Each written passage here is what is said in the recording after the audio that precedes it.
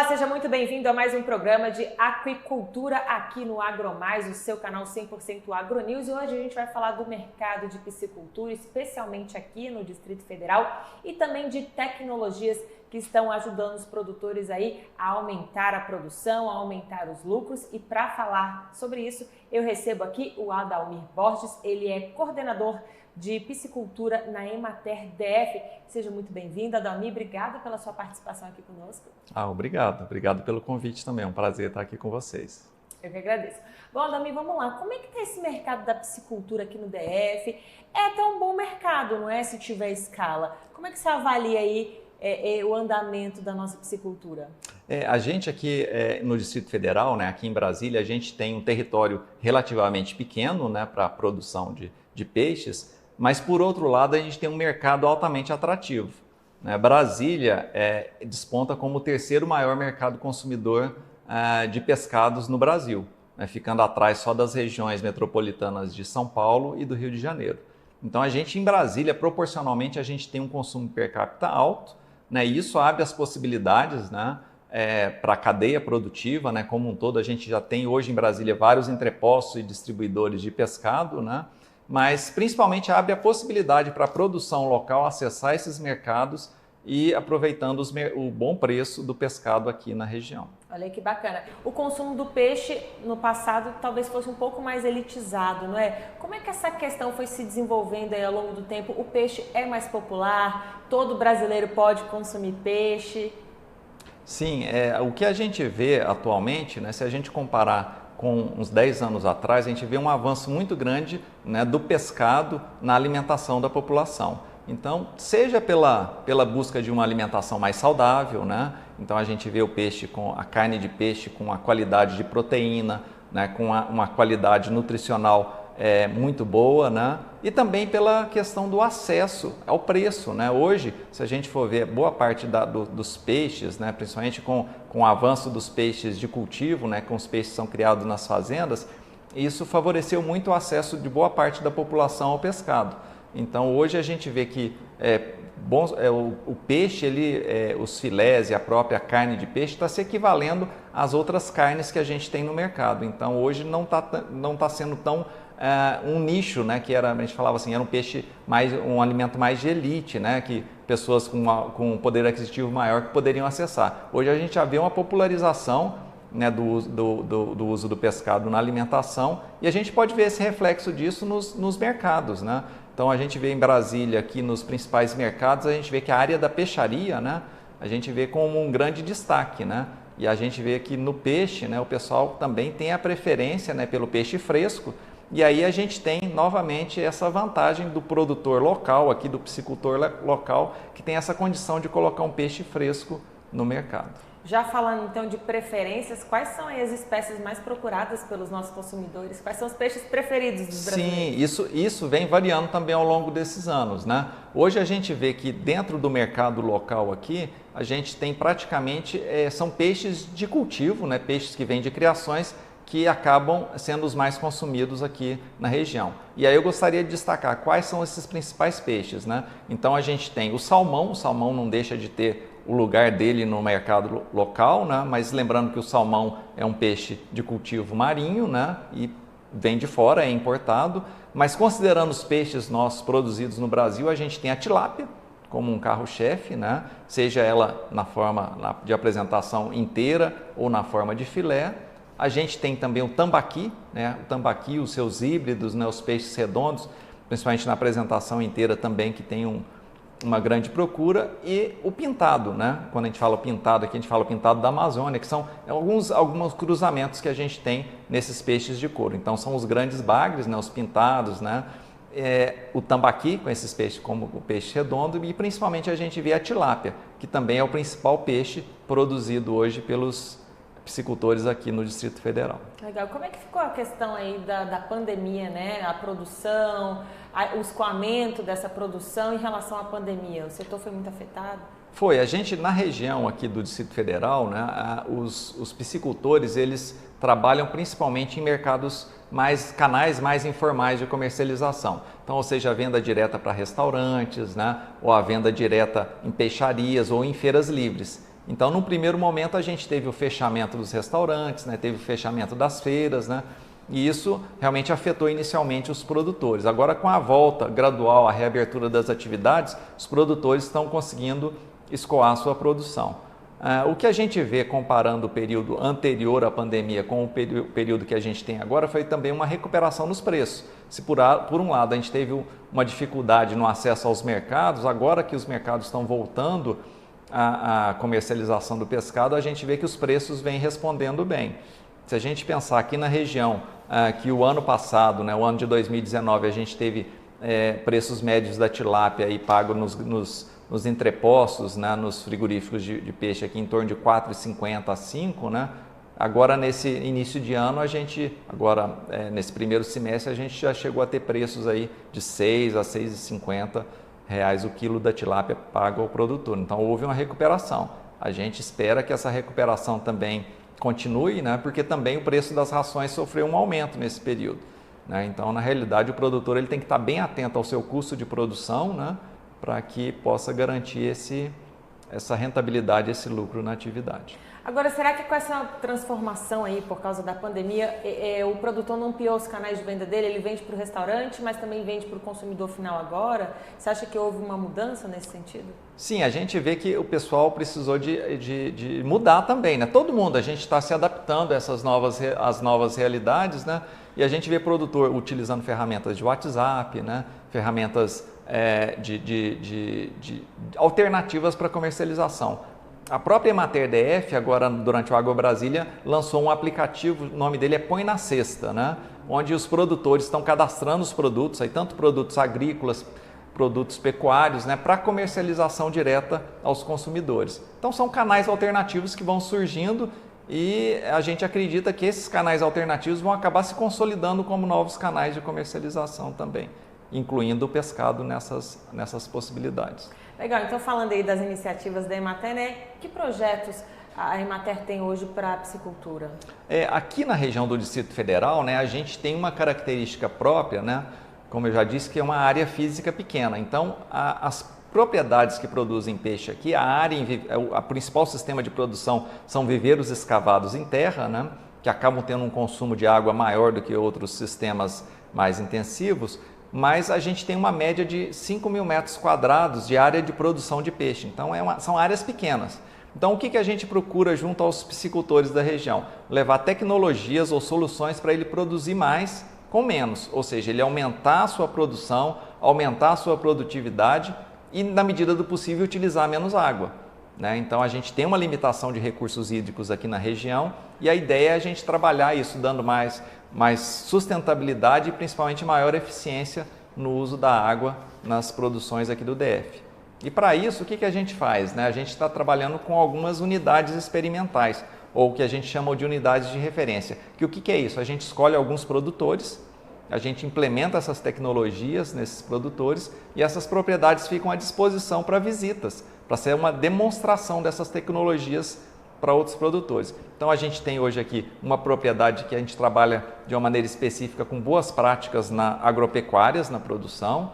Então ali a gente trabalha com todos esses aspectos, é um checklist, né, para certificação e para um selo daquela propriedade. Então a gente já o ano passado principalmente fez vários eventos, dias de campo, reuniões técnicas, tentando levar essas informações para outros produtores.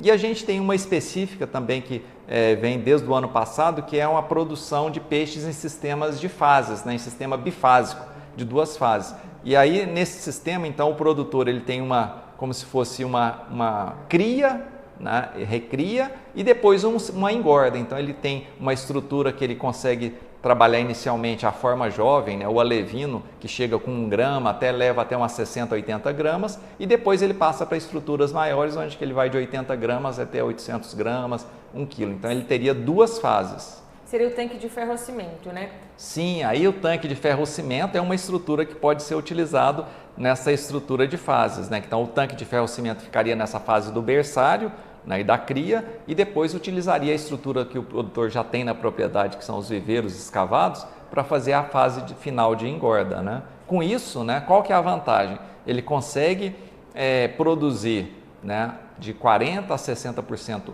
mais peixe nessa mesma área com a mesma água, né, por essa utilização dessas fases, e ao mesmo tempo também tendo uma redução na água, né, no consumo de água e no intervalo entre ciclos de produção. Porque na hora que ele tira os peixes de uma estrutura menor, por exemplo, você já comentou do tanque de ferro-cimento e passa para o viveiro escavado, ele já pode colocar outro lote de peixes nessa estrutura que foi liberada. Então ele vai rodando 2 ciclos, né, em paralelo, e isso a gente consegue ter a mesma água, a mesma área, né, e uma redução desses intervalos entre as despescas, né, entre a retirada de peixe para comercialização, que também é outra vantagem, você ter esses intervalos menores de comercialização. A gente tem alguma estimativa de enquanto isso pode ajudar na produtividade, talvez a reduzir custos ou aumentar o lucro do produtor? Sim, então, como ele vai reduzir os ciclos, né, e aumentar a produtividade, então a produção vai aumentar com os mesmos recursos e isso, consequentemente, vai melhorar o lucro do produtor, a rentabilidade da atividade, né? E falando em tecnologias, né, a gente também trabalha com algumas unidades demonstrativas, trabalhando sistemas intensivos, né?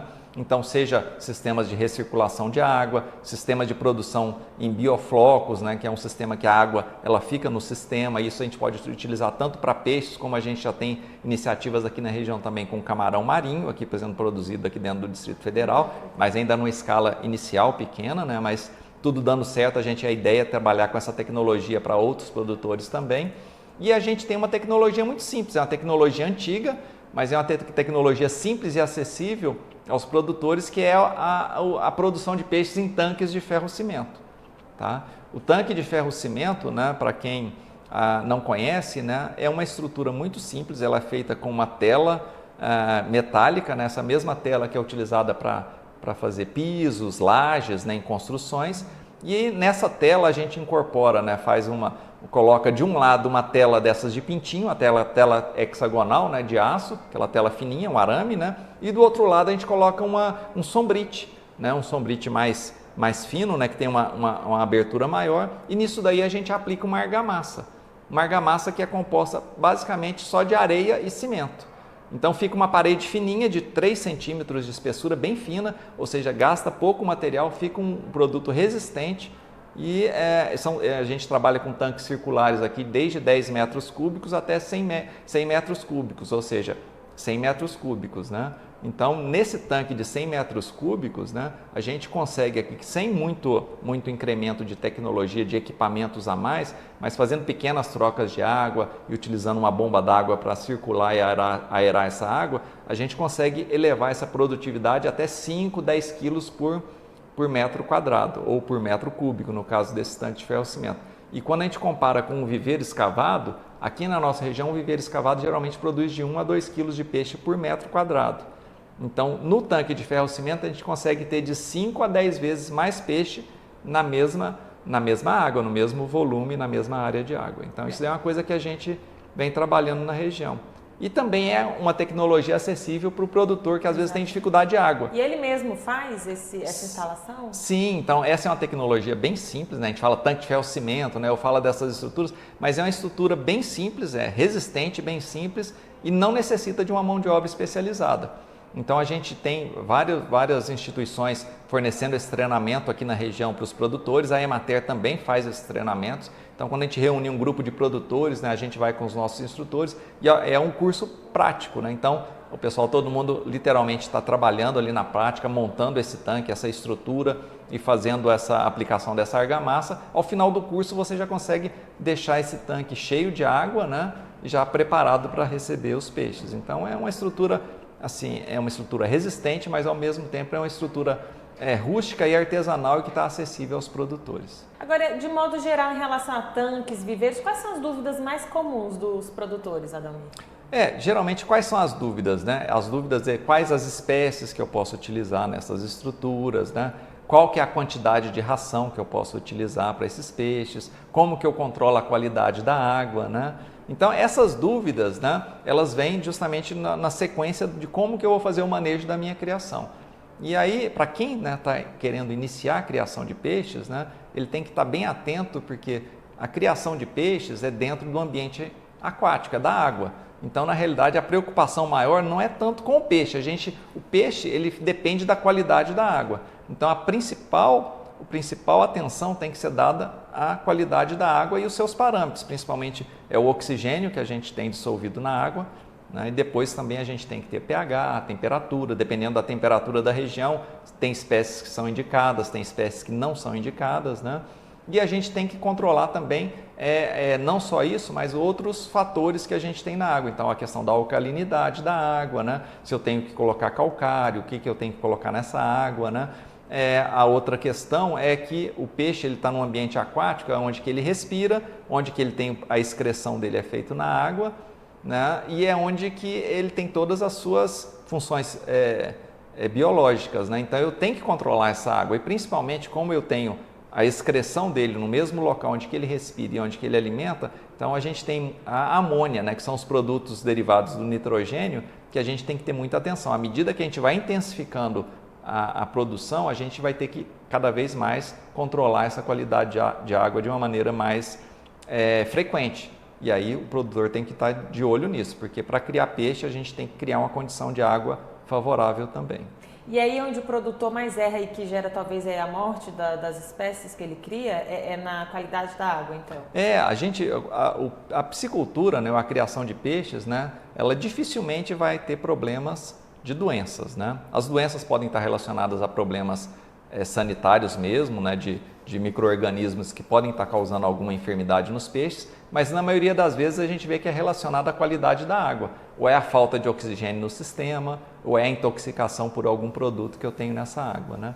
Mas, de uma maneira geral, se você seguir, né, o protocolo, né, o que é indicado, recomendado, não tem problema nenhum. Então, na realidade, tem que adequar a densidade dos peixes, a quantidade de peixe que você coloca por metro quadrado ou por metro cúbico, né? A quantidade de alimento, né? Então, a gente tem alimentos próprios para peixe, para cada etapa, né, da criação ou para cada fase de vida do peixe. Então, você tem alimentos para cada uma dessas fases e a quantidade certa de alimento que você tem que ministrar para os peixes, né? E o que mais pesa no custo de produção? Talvez alimentação, não sei, energia elétrica eu acho que também deve estar incluso, porque tem que fazer a oxigenação da água. Sim, então, no sistema tradicional, né, basicamente a gente tem a alimentação como principal custo, né? A ração para peixe é uma ração de qualidade mais alta, ela passa por um processo de extrusão, ela é uma ração que flutua na água, né? E tem um teor de proteína bem mais alto do que outras rações para outros animais, né? Então ela tem um custo alto e ela realmente, como você disse, é um dos principais fatores que a gente tem que considerar no custo de produção. Nos sistemas intensivos, que a gente usa aeradores, bombas, né? Então aí tem também o peso da energia elétrica também, no custo de produção. Mas nos dois sistemas, seja o semi-intensivo ou os mais intensivos, o custo da ração é o principal. Por isso que o produtor tem que ficar bem atento, né, na forma de alimentar os peixes, no arraçoamento, porque não pode jogar fora a ração, porque é o principal custo de produção. E que evidências ele vê assim que ele está errando? Tem alguns sinais nos peixes ou até na própria água, que ele vê que alguma coisa ali não está certa? Então, os sinais que a gente vê, né? Então, a qualidade da água, a gente vai ver a coloração da água às vezes diferente, os parâmetros de água alterados, né? O peixe, quando o peixe ele começa a ter algum problema, né? Ele para de se alimentar, ele tem uma movimentação também diferente, né? Então, o produtor tem que estar muito atento, né, a essas questões. Bom, ainda falando aqui das ações da Emater, logo mais a gente deve ter aqui o mercado do peixe. Como é que vai funcionar isso, Adalmir? O mercado do peixe de Brasília, né, ele passou por um período desativado, né? O mercado do peixe de Brasília é uma estrutura que existe dentro da SEASA aqui em Brasília, né, da Secretaria de Agricultura em parceria com o Ministério da Agricultura, né? E a Emater está trabalhando, né, nessa organização dos produtores, né, para participarem dessa iniciativa, mas o fato é que tem uma cooperativa aqui da região que venceu o edital de chamamento público, né, já assinou o termo de cessão da área, está fazendo os últimos reparos lá na estrutura para poder ter acesso ao selo de inspeção distrital, que no nosso caso aqui é o de Pova, né, para poder comercializar o pescado de maneira regularizada, né?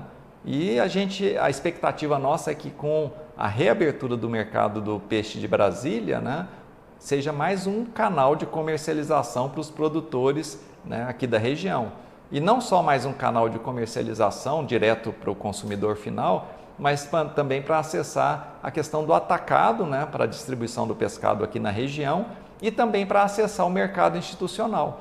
Aqui em Brasília a gente tem um mercado institucional também muito grande, né? Então, para acessar os programas que a gente tem, seja o Programa Nacional de Alimentação Escolar, que é a colocação do pescado na merenda escolar, como também o Programa de Aquisição de Alimentos, né, que a gente também tem essa distribuição de alimentos aqui na região. E a gente tem um outro programa que é do Distrito Federal, aqui do governo do Distrito Federal, que é o PAPA, que a semelhança do PAA também é um programa de aquisição de produtos agropecuários, onde que o peixe também pode ser inserido, desde que ele passe por um entreposto que tenha a inspeção. E aí o mercado do peixe vem para sanar essa lacuna. E esses modelos podem até ser replicados, talvez, em outros estados também, né? Sim, a gente escuta que em outros estados, né, vem também tendo essas iniciativas, né, da inserção do pescado no mercado institucional, principalmente na alimentação escolar. Então a gente espera também que com o mercado do peixe de Brasília possibilite que os produtores, né, os piscicultores da região